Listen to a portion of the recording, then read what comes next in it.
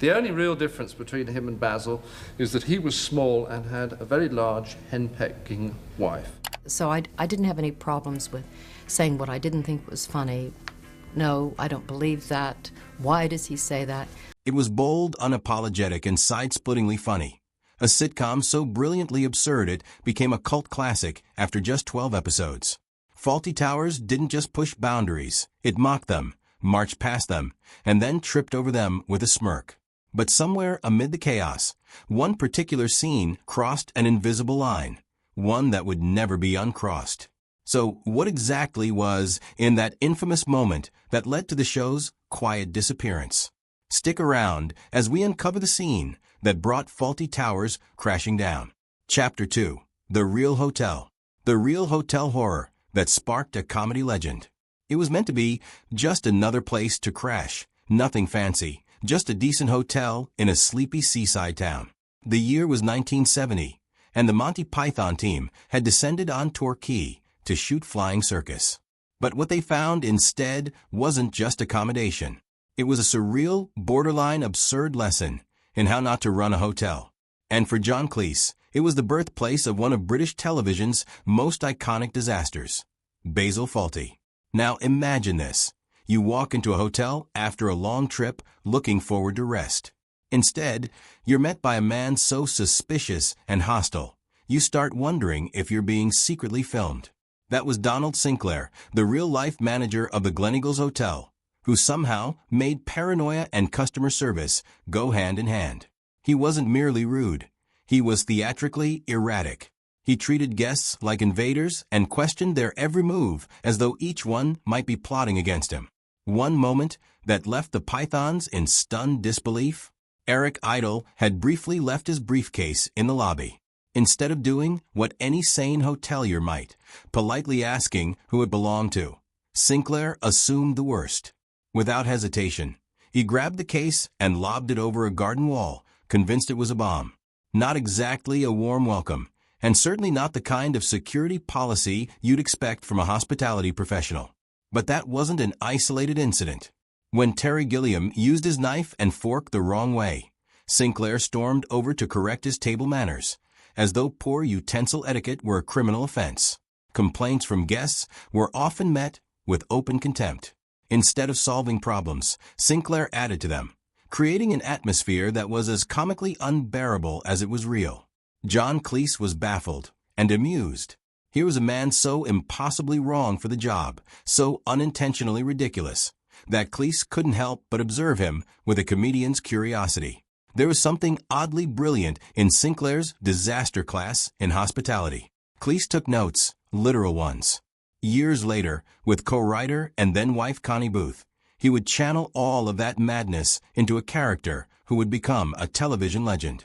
Basil Fawlty, the hilariously dysfunctional hotel manager at the center of Fawlty Towers, was born not from fiction, but from this bizarre reality. Cleese exaggerated the quirks, of course.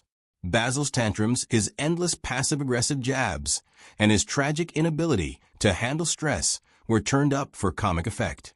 But the core of Basil, his suspicion, social awkwardness, and talent for offending everyone, came straight from Sinclair. The series itself ran for just 12 episodes between 1975 and 1979, but it left a mark few sitcoms ever achieve.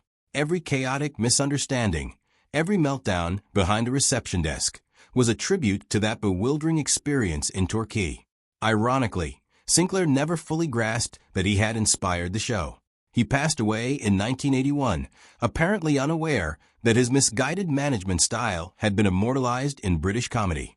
But while Fawlty Towers gained legendary status, the real story behind its origin remained stranger and funnier than fiction. It wasn't crafted in a writer's room out of thin air. It began with a chance encounter in a town no one expected to remember, inside a hotel no one expected to talk about. And the man who inspired it all? He thought he was running a tight ship when, in fact, he was captaining the Titanic of customer service. Yet, for John Cleese, this was only the beginning. Before Fawlty Towers, before Basil, and before the accolades, how exactly did his journey start? Stay tuned to unravel the full story. From chaos to Cambridge, the making of John Cleese. long before the Monty Python madness and Basil Fawlty's hotel disasters. John Cleese was navigating the quiet seaside town of Weston-super-Mare. He was the only child of Reginald Cleese, an insurance salesman with a dislike for the family's original surname, Cheese. Thinking it far too ridiculous for an army man, Reginald officially traded Cheese for Cleese in 1923, a decision that would later match the peculiar charm of his son's comic legacy. At school, Cleese was towering over his classmates, literally. By 13, he was already more than 6 feet tall, his gangly presence a source of attention before his wit ever was. But behind the awkward height and the school uniforms, something else was brewing. His early education at St. Peter's Preparatory School, paid for by a family inheritance, planted 2 essential seeds, a love for language and a sharp eye for human behavior. He wasn't just a clever boy excelling in cricket and boxing. He was already studying the absurdities of life, albeit unknowingly. The classroom, however, wasn't enough to contain his curiosity. A statue prank during his time at Clifton College hinted at the kind of humor Cleese would come to master, dry visual and oddly intellectual. He painted footprints leading away from a statue of Field Marshal Haig, as if it had wandered off to the bathroom. Juvenile mischief, perhaps, but even then, it was storytelling through farce. Still, not all moments were humorous. When Cleese discovered at 17 that he had been passed over for a house prefect position despite his academic success, it left a mark. In his own words, it shifted his view of fairness and respect, something that would echo in the satirical lens through which he later examined authority figures and institutions. With university places under pressure due to the end of national service, Cleese had to delay his dream of attending Cambridge. Instead, he returned to his old prep school, not as a student, but as a teacher of Latin, science, English, and history. Ironically, the Latin lessons he once taught would find their way into Life of Brian, where Cleese's character famously corrects the grammar of anti-Roman graffiti. Every odd detour in his path somehow became part of his creative arsenal. Eventually, he claimed his spot at Downing College, Cambridge, to study law. But fate had other plans. At a student fair, the Footlights Theater Club asked if he could sing or dance. No, Cleese said bluntly, adding that if there was anything worse than his dancing, it was his singing. "So what do?" they asked. "I make people laugh." And that, quite literally, was his foot in the door. At Footlights, Cleese crossed paths with future collaborators Tim Brooke Taylor, Bill Oddie, and the one who would change everything, Graham Chapman. Together, they began crafting the kind of strange, cerebral, and anarchic comedy that would go on to reshape British television. Even after graduating with a law degree in 1963, Cleese's father continued sending him newspaper ads for retail management jobs, just in case this comedy thing didn't work out. Still, one question remains. How did this academically gifted, prank-pulling schoolboy transform into a comedic powerhouse before Fawlty Towers ever aired? Stay tuned to unravel the full story. Fawlty Towers, a brilliant mess of genius and marriage. If you ever wondered how a hotel run by a man on the brink of madness became one of the most beloved sitcoms in British history, it wasn't because John Cleese had a solo stroke of brilliance. Instead, it began with a marriage, not one built to last, but one that sparked creative magic. Cleese and his then-wife Connie Booth took a real-life experience, so hilariously disastrous it stuck with them for years, and turned it into something unforgettable. It all started during a notorious stay at the Gleneagles Hotel in Torquay, where Cleese found the hotel manager so ridiculously rude and incompetent that it bordered on satire. Most people would just leave a bad review, but Cleese and Booth saw something else: comedy gold. The idea of a short-fused hotel owner tangled in chaos refused to fade, and soon, the seeds for Fawlty Towers were planted. But rather than just make a show about a cranky innkeeper, the duo sharpened every moment with wit, confusion, and characters so outrageous, they somehow felt real. When the show first aired on BBC in 1975, it didn't exactly charm the critics. One called it a disaster, confused by its fast-paced humor and absurd scenarios. But the public? They understood. Audiences immediately clicked with the manic energy of Basil Fawlty, Cleese's towering bundle of nerves and fury, alongside the sharp-tongued Sybil, the ever-grounded Polly and poor, hapless Manuel, who turned every misunderstanding into an explosive mess. What made the show truly stand out wasn't just the slapstick chaos, but the intricate timing and farcical tension in every scene. Each episode was a powder keg of confusion, pride, and barely restrained hysteria. Ironically, for something so beloved, the BBC nearly pulled the plug after just 6 episodes. But reruns and growing word of mouth made executives reconsider. By 1979, for years after the first season, a second and final batch of episodes aired. Only 12 episodes were ever made. Yet those dozen entries sealed the show's place in television history. Behind the scenes, the story was less cheerful. By the time they began filming the second series, Cleese and Booth were already divorced. Still, they pressed on as creative partners, determined to finish what they started. It was the last time they would work together, but their final act was anything but bitter. Together, they closed the curtain on Fawlty Towers in style, their artistic chemistry unbroken even if their marriage wasn't. Even now, decades later, the show's humor feels fresh. It's quoted, studied, and still watched by new generations who can't help but laugh at Basil's escalating fury or Manuel's innocent confusion. Fawlty Towers proved that chaos, especially the kind born from two people trying to turn disaster into comedy, can be timeless. And somehow, through that blend of awkward hotel service, frayed nerves, and pure farce, Cleese and Booth. The lasting genius of Fawlty Towers. Though only 12 episodes were ever made, Fawlty Towers carved out a legacy far larger than its modest runtime. And this is where its magic refuses to fade. When Fawlty Towers premiered in 1975, the response from television critics was more puzzled than pleased. Some dismissed the show as chaotic and incoherent, unable to grasp that the mayhem was precisely the point. But while critics hesitated, audiences locked in. They didn't just get it, they couldn't get enough of it. There's something almost painfully relatable about watching Basil Fawlty fumble through each day, convinced he was in control while the universe clearly had other plans. John Cleese's portrayal of Basil wasn't just funny. It was a masterclass in barely contained rage and misplaced ambition. Basil wasn't evil or cruel by design. He was simply trapped in a fantasy of refinement he could never quite live up to. That inner tension, his desperate desire to impress upper-class guests while being fundamentally incapable of hiding his own snobbery, turned each episode into a ticking time bomb. But the real brilliance of Fawlty Towers wasn't in the explosions. It was in the way it made every collapse feel both absurd and oddly tragic. Basil wasn't suffering alone. His sharp-tongued wife Sybil, played to perfection by Prunella Scales, knew exactly how to deflate his ego with a single line. Polly, the sensible maid portrayed by Connie Booth, often appeared to be the only adult in the building.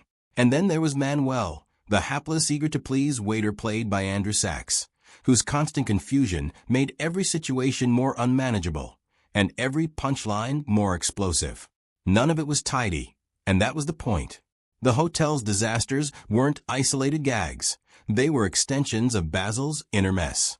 Beneath the slapstick, the show explored themes of class, insecurity, and human folly.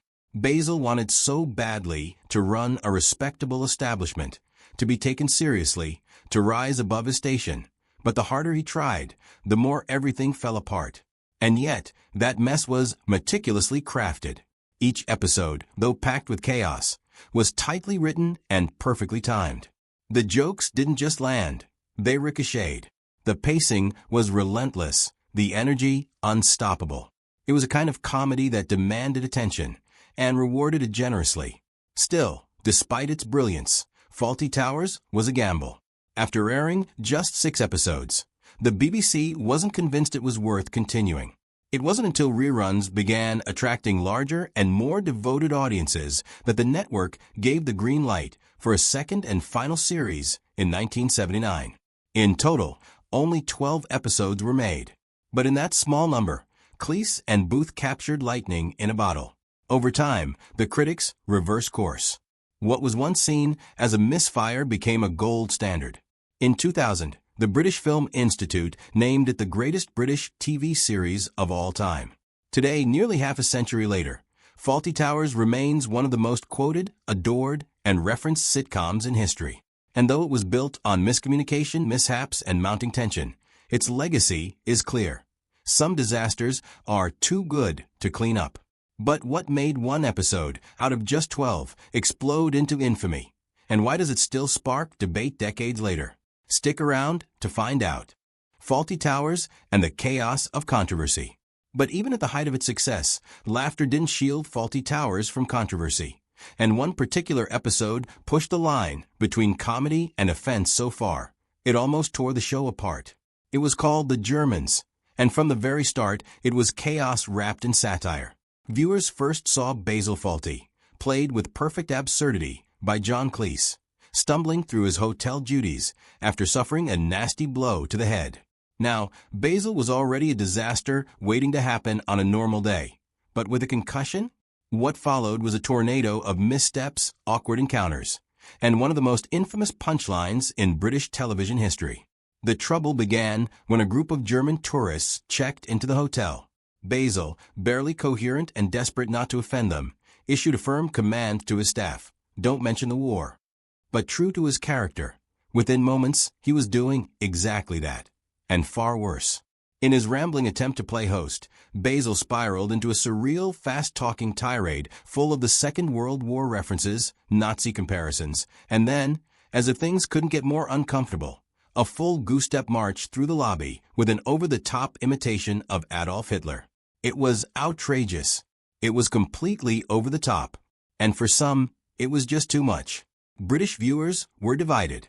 Many couldn't stop laughing, recognizing that the real target of the joke wasn't the Germans. It was Basil himself. His ignorance, his arrogance, and his total lack of self-awareness were always at the heart of the show's humor. In this case, the war jokes weren't glorifying anything. They were making Basil look like a fool. That was the point. But others, including BBC executives, didn't see it that way.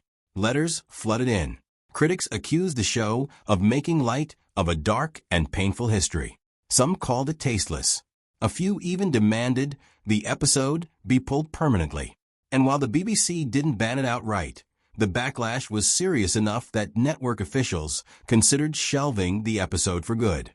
In the end, they let it stay, but only after a long and heated internal debate. Across the channel, the response in Germany was a bit more complex. Some German viewers understood the satire and appreciated the way the episode poked fun at British attitudes, rather than at them. They laughed at Basil's foolishness and saw the ridiculousness for what it was.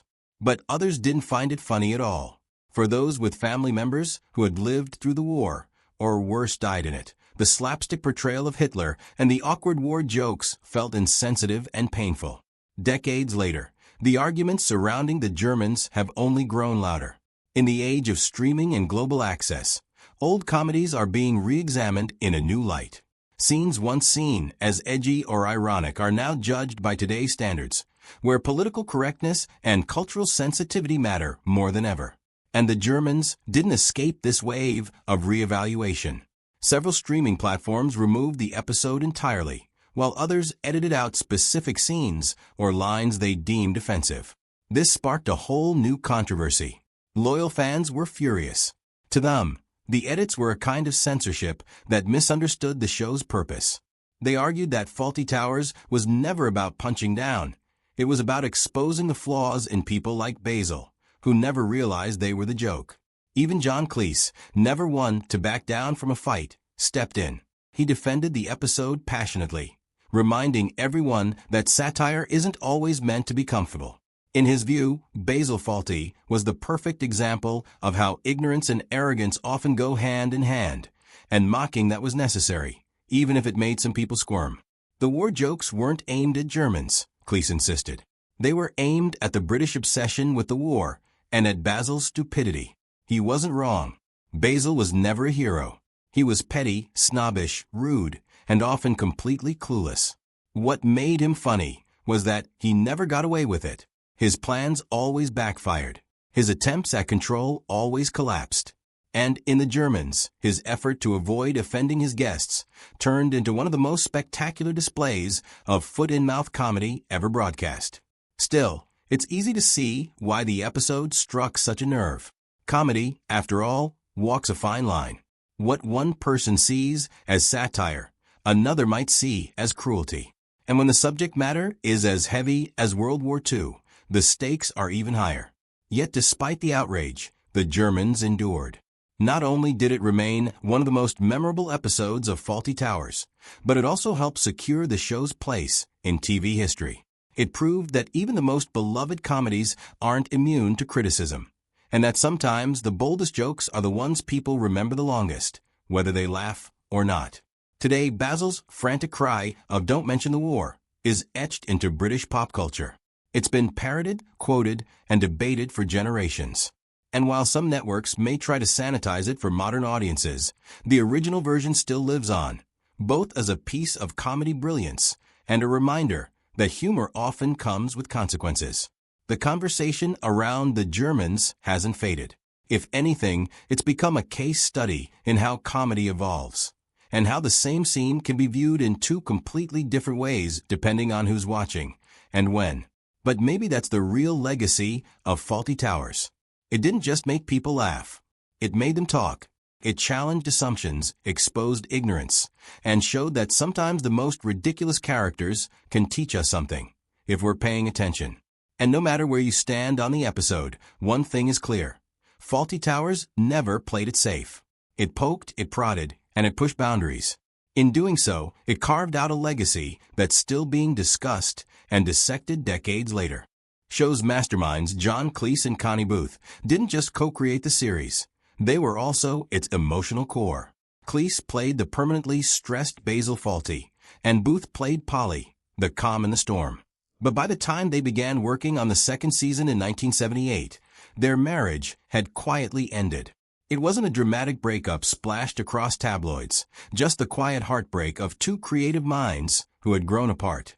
Still, they carried on like professionals, not just tolerating each other, but working in lockstep to produce some of the show's finest episodes. You'd never guess, watching Basil and Polly bicker and brainstorm, that the real-life couple behind them had just separated. As the camera rolled, there was no room for personal baggage. Even when the pressure mounted, the cast never let it seep into their performances. Prunella Scales, who played the fearsome Sybil Fawlty, was a master of turning upper-middle-class sternness into comedic gold. In real life, she was nothing like her character, kind, thoughtful, and admired across the British acting world. She once shared that Sybil was inspired by women she'd observed who could command a room with just a raised eyebrow and a sharp voice. Her transformation into the commanding hotel co-owner was so complete that even Cleese admitted Sybil's shrill Basil was enough to put the fear of God into him, on screen at least. And then there was Andrew Sachs, whose portrayal of the ever-confused Manuel made him a household name. But behind the lovable foreign waiter was a man who gave everything, sometimes too much, for his art. In one memorable scene, Basil hits Manuel with a frying pan. What most viewers didn't know was that the first take used a real pan, leaving Sachs with a nasty bruise. After that, they switched to a rubber one, but the damage was done, both literally and symbolically. Sachs also suffered minor burns during a fire scene gone wrong. Yet, he never once complained. With a smile and a shrug, he returned to the set again and again, turning Manuel into one of the most beloved and physically abused characters in sitcom history. Still, no amount of personal strife or physical mishaps could dull the brilliance of the show. The set might have been filled with awkward silences, ice packs, and private heartaches, but when the cameras rolled, the magic returned. The chemistry among the cast remained electric, proof that sometimes the best comedy comes from those willing to laugh through the pain. That strange mixture of tension and teamwork created something timeless. As new generations discover Fawlty Towers, they're greeted not just by brilliant writing and unforgettable performances, but by the quiet, often unseen sacrifices that made it all possible. It's easy to get caught up in the laughter and forget the cost, but perhaps that's part of the show's genius. Beneath the shouting, the pratfalls, and the burned breakfasts was a cast that showed up, gave their all, and left behind a legacy that still stands strong, rubber frying pans and all. But what happens when the man behind the chaos refuses to fade quietly and dares to reopen the hotel doors once more? Keep watching. Beyond the laughs, what became of the Fawlty Towers cast?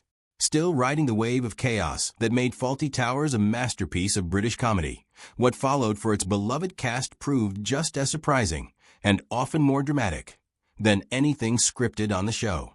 At the heart of it all was John Cleese, the brilliant mind behind the eternally stressed Basil Fawlty. After the show wrapped, Cleese didn't just move on. He expanded his comedic empire.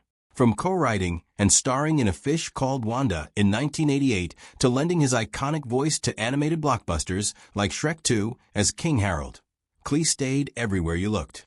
But age hasn't dulled his bite. Even in his 80s, Cleese remains outspoken, unafraid to challenge modern comedy, cancel culture, and anything else he feels deserves a verbal jab. In 2023, he made headlines again by announcing an ambitious reboot of Fawlty Towers, this time co-writing it with his real-life daughter, Camilla Cleese. The revival, set for release in 2024, promises to bring Basil's grumpy genius into the modern age, though not everyone's convinced it's a good idea. Meanwhile, Connie Booth, who played the calm, resourceful Polly and co-wrote the original series with Cleese, her then-husband, chose a completely different path. After Fawlty Towers, Booth quietly stepped away from the spotlight and pursued a career in psychotherapy. No press tours, no fan events, just a clean break from the chaos of entertainment. Her decision surprised many, especially given how central she was to the show's brilliance. But it's clear she found peace where Basil never could. Prunella Scales, unforgettable as the razor-tongued Sybil Fawlty, proved equally enduring. She went on to appear in celebrated films like Howard's End in 1992 and numerous television dramas.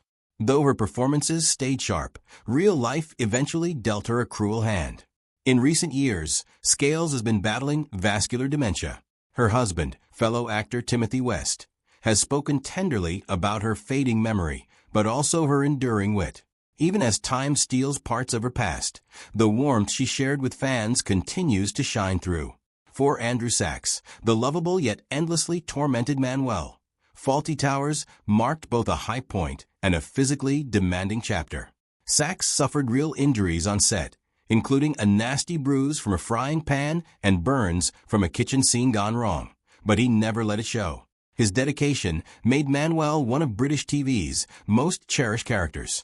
Sachs continued to act in popular series like Coronation Street and Doctor, who before sadly passing away in 2016 after his own battle with dementia. Some cast members, like Ballard Berkeley, who played the doddering Major Gowan, left their mark early. Berkeley's portrayal of the eccentric ex-military man, full of outdated views and unexpected zingers, wouldn't pass today's filters. But that's precisely what made the character so memorable. Berkeley passed in 1988, leaving behind a legacy that has outlasted the political correctness of changing times.